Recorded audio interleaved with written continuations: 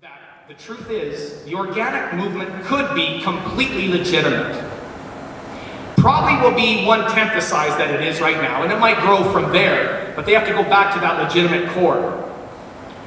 And I just point to things like 15-year-old scotch. I don't know if you ever buy that bottle of scotch, but you see it there, it doesn't bother you. You don't think, well, that's crazy. How much better could that be? Why should I spend 80 bucks on a bottle of scotch? I don't know, why should you spend $500,000 on a handmade Rolls Royce? There are things in this world that should be better, and you should have to pay for them. But that's not what the organic industry is doing. That's what they're pretending to do. But I'll go back to when they had it right. Now in my book, it goes back to 1645. That was quite a turning point, it seems, because that's when we first tried to get ammonium nitrate out of the Earth's atmosphere. Interesting, even though we failed. In any case, the very attempt made Britain one of the most powerful forces in the world after that, because she had more gunpowder than everyone else combined. And we can fast forward to Fritz Haber's discovery in the last year of the First World War, which immediately gave rise to the organic movement. But I want to move to 1974, because that's the first time in human history that we hear the term certified organic. 54 like-minded farmers in California got together and created CCOF, California Certified Organic Farmers. There was no government involved at all. They didn't even ask some local politician if he wanted to attend. 54 farmers got together. They said, let's do it this way. And if people want to pay for it, they can. And it worked. It was actually a runaway success, but it was so limited that it didn't really become a national phenomenon. In any case, it was a free market decision that these 54 like-minded farmers made.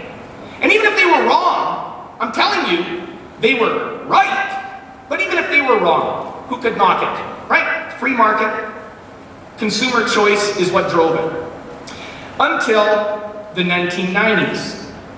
So we fast forward from 1974 to the 1990s, and that's when things started to go off the rails.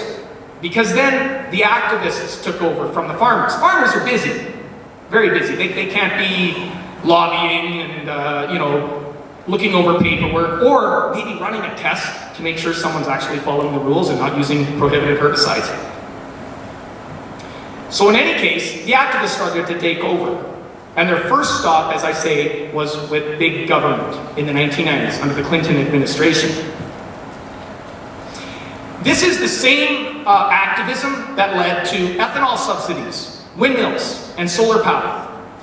It's also incidentally why we have fewer nuclear power plants in North America, I'm including Canada, than France, which is less than 1/5 our size. You can do anything in Washington.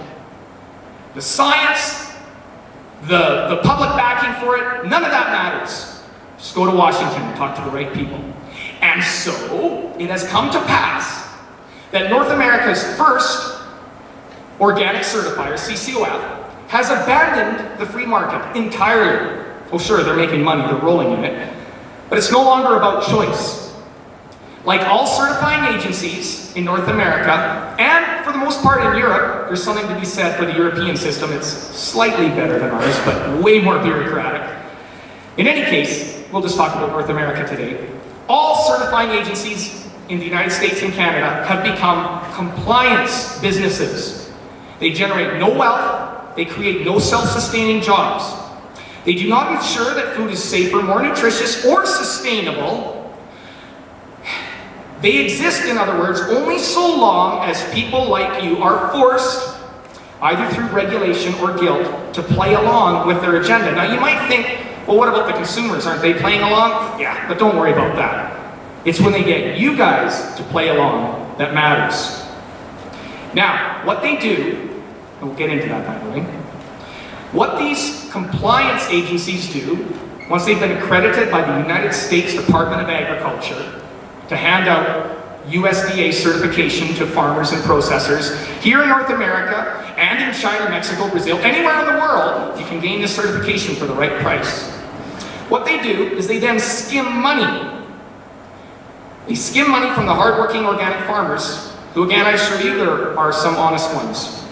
Hardworking organic farmers who do generate wealth, who do create self-sustaining jobs, and who most importantly feed some of us, about 1% of us, but they are feeding some people. And what's happened is the urban activists running these agencies have decided to go to the next level.